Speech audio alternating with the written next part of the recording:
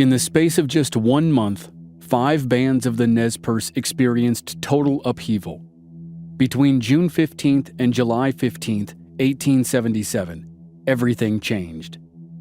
General Oliver Howard, the U.S. Army commander in the Pacific Northwest, had given them a deadline to move to the reservation. They had resisted the move for 13 years, but in May of 1877, Howard said he would take them there by force if necessary. If the 5 bands were even considering the move, they certainly weren't going to make it by Howard's deadline. And then, over the course of 2 days in mid-June, the decision became a moot point. A group of warriors killed 18 white settlers, which forced the army to respond, which forced the Nez Percé into fighting a series of battles and skirmishes. Exactly 1 month after the 2 days of bloody attacks that sparked the Nez Percé War, the 5 non-treaty bands camped in a prairie and made a new decision. They were going to leave their homelands in the mountains and valleys of central Idaho, eastern Washington, and eastern Oregon. They were going to go on the run. They were going to move their entire civilization over the Bitterroot Mountains and down into what they called the Buffalo Country of Montana. Nothing like it had ever been attempted. Sitting Bull's Village was the only group that had done anything that was even similar. After the Battle of the Little Bighorn a year earlier, they had fled north to Canada. But crossing the hills and small mountains in a central corridor of Montana was much different than crossing towering peaks in the center of the Rocky Mountain Range. But as the Nez Percé sat around council fires on the night of July 15, 1877, and made the decision to leave their homes, there was not a consensus. A group of 40 did not want to make the trip, and they surrendered to General Howard. They received a preview of what was to come for the others, though of course the others didn't know it. When the group surrendered, General Howard took all their possessions and marched them on foot across 60 miles of territory in the middle of summer. They arrived at the reservation and discovered that it was not their final destination, at least not yet. From the reservation, they were sent to Fort Vancouver in Vancouver, Washington, which is right across the Columbia River from Portland, Oregon. They spent 9 months in jail at Fort Vancouver before military officials were convinced that they had not been part of the month of fighting. They had been inadvertently caught up in the movements and were actually trying to avoid the violence by surrendering. They were released, but then they had to find their own way back home to the reservation. The rest of the 5 bands of Nez Percé would not know the fates of those 40 for months or even years. They were determined to go east, and they wasted no time beginning their journey. On the same day the 40 surrendered, the rest of the 5 bands started their march toward the Bitterroot Mountains.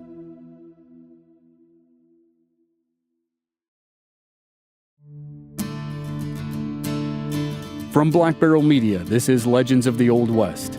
I'm your host, Chris Wimmer, and this season we're telling the story of the Nez Percé people and their epic fight to remain free. This is the Nez Percé War, Episode 4, Thunder in the Mountains.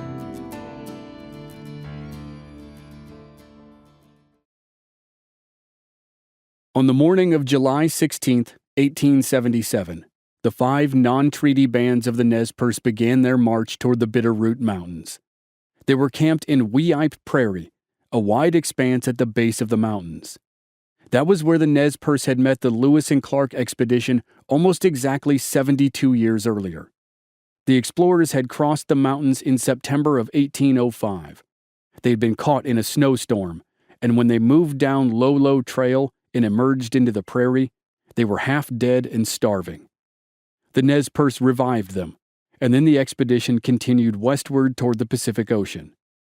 Now, 72 years later, the Nez Percé crossed the prairie, heading toward the mountains, and marched up Low Trail in the opposite direction. The trail started at 3,000 feet of elevation and topped out at 6,000, so it was not for the faint of heart. Commanding General of the U.S. Army, William Tecumseh Sherman, said it was one of the worst trails for man and beast on this continent. The Nez Percé had used Low Trail for generations to cross into the high plains to hunt buffalo with their friends, the Flathead and the Crow. The first goal of this journey was to link up with those two tribes and find safety and sanctuary. The Nez Percé started the trip with roughly 750 people and about 2,000 horses. Herding that many people and horses over the trail and at the speed they did it was one for the record books. The trail was brutal. It rose through barren areas and then made a steep drop on the other side. Then it rose again through thick timber and twisted around the rims of canyons where the path was barely wide enough for a single person. It was midsummer in the mountains, so the trail was sometimes dry and rocky, and other times wet and muddy after a blast from a rainstorm. And the Nez Percé moved through the terrain with the army sniping on their heels. 5 days earlier, the Nez Percé had fought the second of two battles in the first month of the war. They had won a decisive victory in the first battle at Whitebird Canyon, and looked like they would win a second victory at the Battle of Clearwater River. But then the battle took a turn. On the second day of fighting, a group of General Howard's infantry made a surprise charge at the thin Nez Percé lines. That charge broke the Nez Percé resistance, and they fled into the prairie where they made the fateful decision to leave their homeland. General Howard rested his troops for a full day before resuming his pursuit. That gave the Nez Percé time to hold their council and then start their trek into the mountains.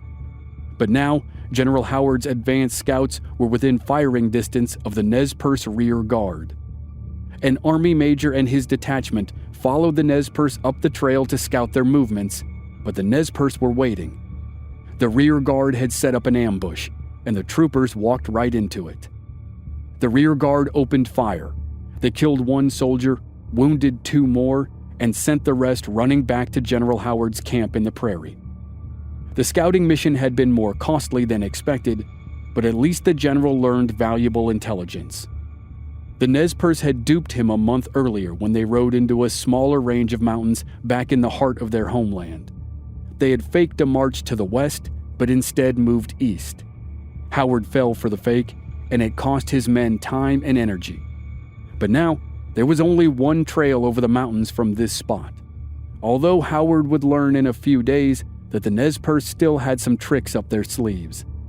There might be one trail over the mountains, but there was more than one trail out of the mountains on the other side.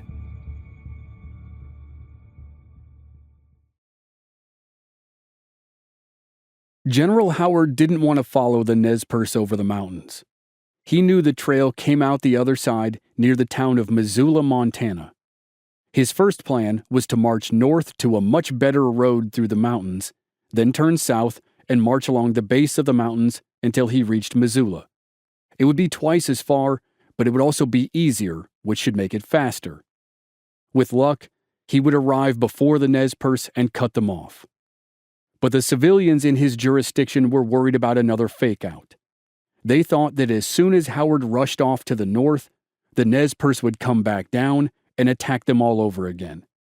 So Howard split the difference. He left a detachment in Idaho to stop any trouble. He sent a detachment north to follow his original plan. And then he led the majority of his troops up Lolo Trail in direct pursuit of the Nez Percé. But he did one more thing before he left. He used the telegraph to relay the news of the situation to his superiors and commanders in Montana. In a matter of minutes, officers hundreds of miles away learned about the flight of the Nez Percé and mobilized to stop them. The Nez Percé were fast, but they couldn't hope to match that kind of speed. 1 week after the Nez Percé started up Lolo Trail, they passed the summit of the Bitterroot Mountains and stopped in a high mountain prairie. It was a traditional resting spot on the difficult journey, but they camped only briefly. Within 2 days of camping in the meadow, or possibly as many as 4, they were down the backside of the mountains and approaching the end of the trail. And that was when their next set of problems began. Just 2 days after the Nez Percé started their trip, the people of Missoula learned about the expedition. There was a small army contingent stationed at Missoula. It was just 35 men, led by Captain Charles Ron. When Ron heard that a Native American army was crossing the mountains and would land on his doorstep in a matter of days, he sent a detachment up the trail from Missoula to see if it was true. The detachment met a group of 4 people who confirmed the news. The Nez Percé were coming. At that point, all of western Montana exploded into panic. People in every town and settlement hurried to rebuild crumbling fortifications. Citizen militias mobilized. Newspapers screamed for help in their headlines. One literally read, "Help, help, come running." Captain Ron rushed his men back up the trail. They cut down trees and started building a crude fort to block the path. The timeline becomes fuzzy at this point, but sometime between July 25th and July 28th, the leaders of the Nez Percé reached the blockade. Details of the meeting or meetings are really messy and really suspicious, but it seems like there was at least one exchange between the Nez Percé and Captain Ron. According to Ron, there were 2 meetings, and he demanded full surrender both times. The Nez Percé said they didn't want to fight, but they also weren't going to surrender. They just wanted to move down through the Bitterroot Valley on the Montana side of the mountains and keep moving. They would simply pass through the area and had no interest in bloodshed. In the end, it didn't really matter how many meetings there were or what was said. The Nez Percé knew the mountains and the trails better than Ron, and they simply rode around him. Toward the bottom of the mountains, they switched to a different trail, avoided Ron's makeshift blockade, and walked out of the mountains behind him. They moved down into the Bitterroot Valley and slowly worked their way east. And they proved they had no intention of fighting. As they marched during the next few days, they bought supplies from white settlers and a couple towns that had fortified themselves against the terror of the coming army.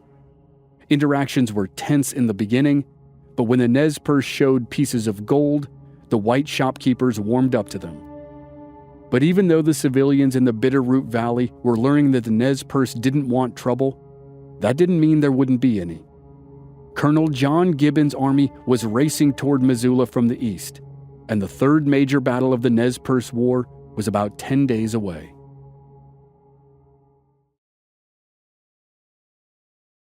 On the Army's side of the equation, it was good that General Howard used the telegraph to his advantage, because he certainly didn't try to use foot speed. Howard stayed on his side of the Bitterroot Mountains for 2 full weeks before he started following the Nez Percé.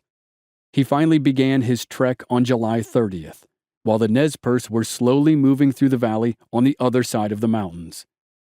Howard had 700 men who were a motley crew of cavalry, infantry, artillery, civilian volunteers, civilian packers to wrangle the supplies on 350 mules, and Native American scouts to lead the way. The column reached the summit and the mountain meadow about a week after it started, somewhere around August 5th or 6th. At that time, the Nez Percé were stopping at a high mountain valley well to the south of the place where they had exited the Bitterroot Mountains. They had moved leisurely southward because there were no signs of Howard's men chasing them in hot pursuit, and they had no idea that a different army was rushing in from the east. The army from the east was led by Colonel John Gibbon. Gibbon was one of the 3 Army commanders on the famous campaign of 1876.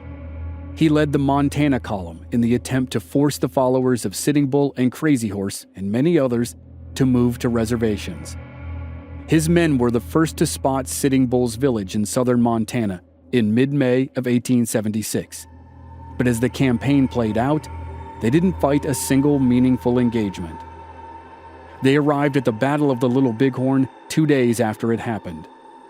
Their only involvement was to bury Custer and the rest of the dead from the 7th Cavalry. Gibbon's column stayed on the campaign for the rest of the summer, but returned to Fort Ellis near Bozeman, Montana, without ever getting within striking distance of the village. Now it was 1 year later, in late July of 1877. General Howard had wired his fellow departmental commander, General Phil Sheridan. Sheridan commanded the Department of the Missouri, all the land between the Rocky Mountains and the Midwest. The Nez Percé were moving out of Howard's department and into Sheridan's, and Howard wanted Sheridan to coordinate a response. Sheridan wired Colonel Gibbon and told him to get moving. At the end of July, on probably the same day that the Nez Percé dodged the small army unit at the end of the trail and escaped the mountains, Gibbon's men began a hard march. His column was up on the Missouri River at an outpost called Fort Shaw. His 7 companies of the 7th Infantry headed south toward Helena, Montana, and then turned west. They arrived at Missoula, Montana 5 days later. At that time, Gibbon's column was about 5 days behind the Nez Percé. The Nez Percé were slowly moving down the Bitterroot Valley, the first of many they would have to pass through to get to the Crow Nation. Gibbon and his men turned south and continued to make up time, both because the Nez Percé thought they were out of danger and because the infantry were able to spend at least some of the time riding in wagons rather than walking. On August 6, 1877, the Nez Percé stopped in a prairie called Big Hole. In the slang of the time, a hole was the nickname for a valley that was high in the mountains. Big Hole was a valley that sat between 2 mountain ranges. It was good ground, and it was the best place to stop and rest before trudging up into the mountains again. Nez Percé leader Looking Glass had been in charge of the march up to that point. He had led the extraordinary journey of the last 3 weeks, and now he wanted to set up a real camp. Most of the Nez Percé had been on the move for 5 straight weeks with very little rest. They had just spent the last 3 weeks crossing the mountains and moving down into this valley. Looking Glass said it was time to build lodges, cook real food, rest and recuperate, and let the exhausted horses graze for a few days. No one could argue against any of those things. All of them needed to happen.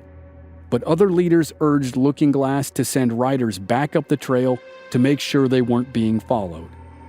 Looking Glass refused, and that was a major miscalculation.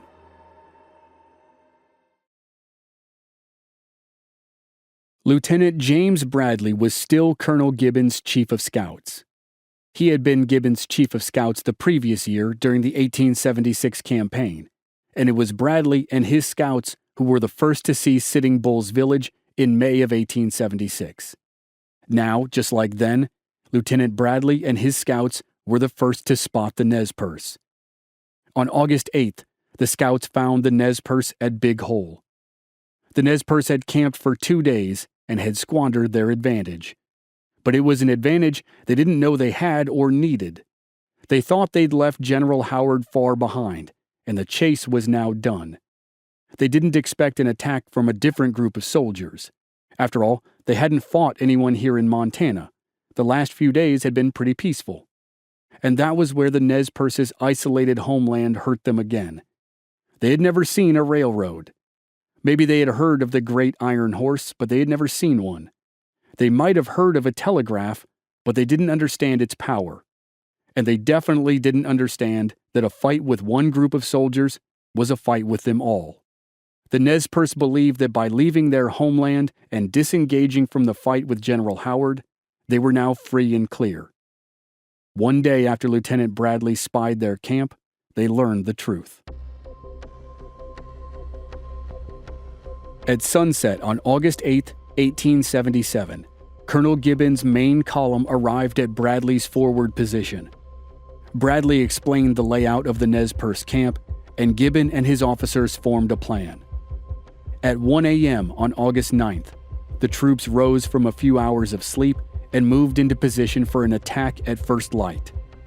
The Nez Percé were camped in a bend of the Big Hole River.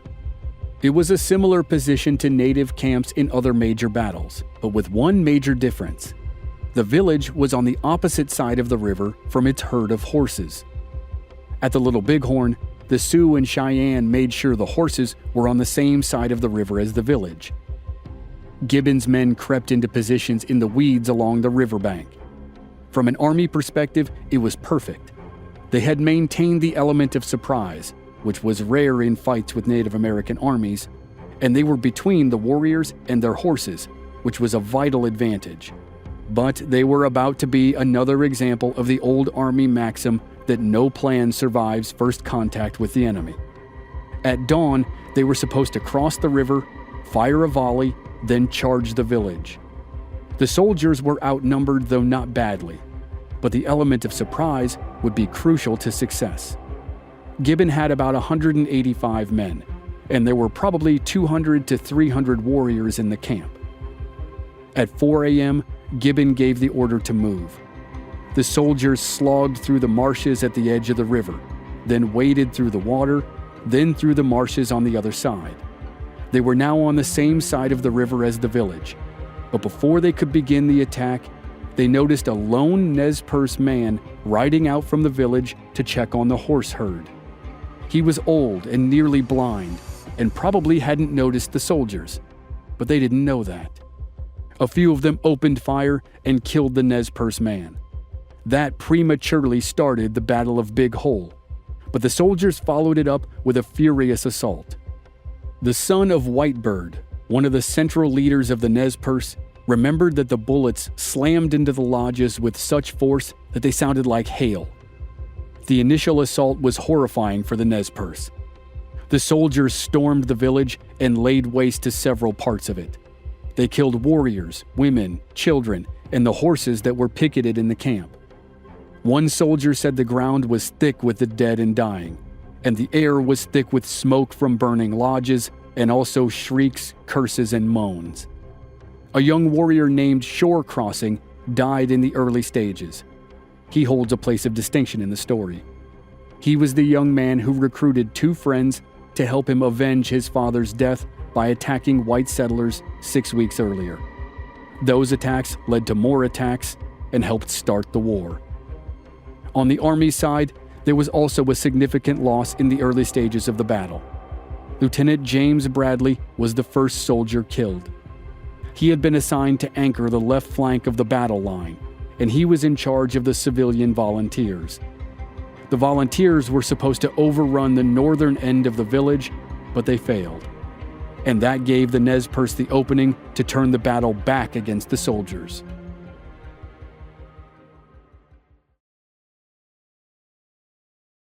Lieutenant Bradley's death had an immediate impact on the soldiers on the left flank.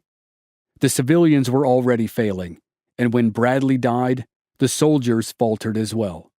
And then the right flank suffered problems, though those were self-inflicted. The soldiers on the right flank stopped the charge to burn the lodges. Some burned nicely, but others were made of wet wood. They only smoldered without catching fire, which frustrated the soldiers. By stopping the charge to focus on the lodges rather than the warriors, the army gave the Nez Percé the chance to regroup.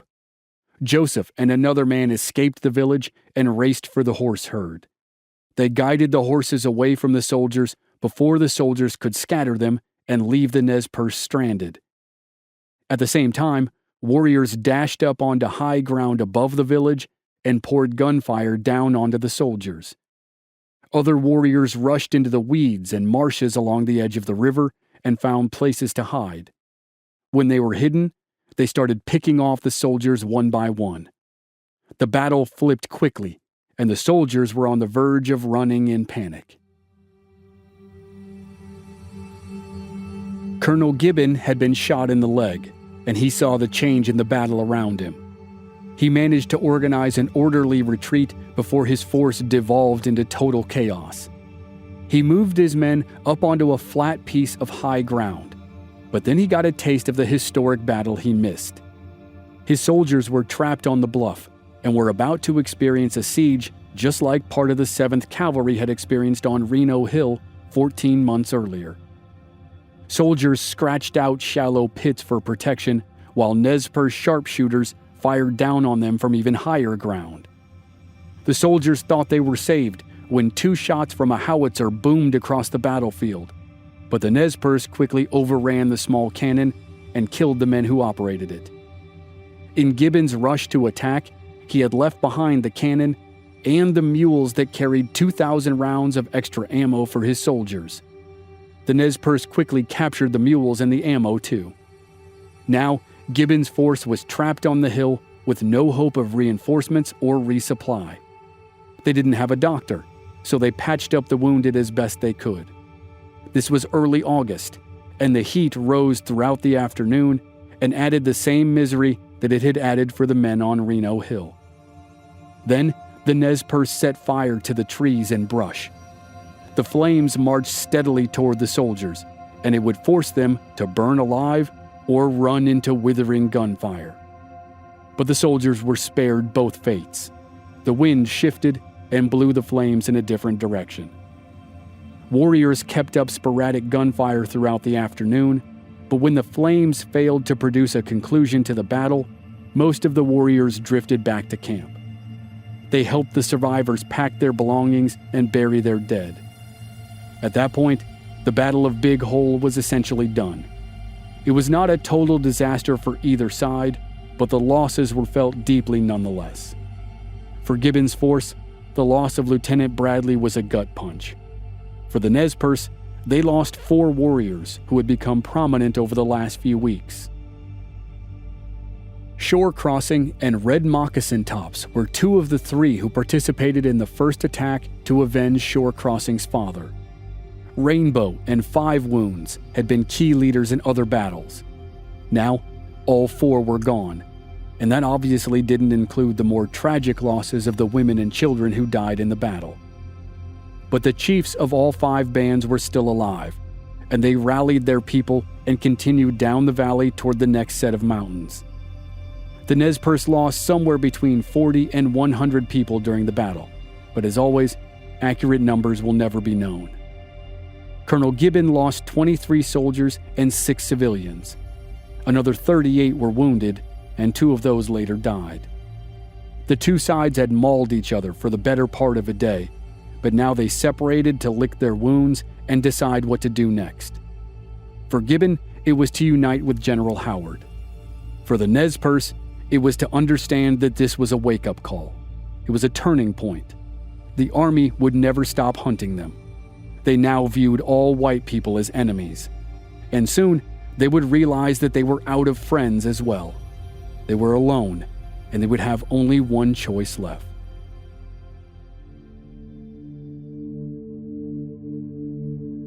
Next time on Legends of the Old West, the Nez Percé renew their fight with General Howard and then flee to Yellowstone National Park before beginning an all-out sprint for freedom. That's next week on Legends of the Old West.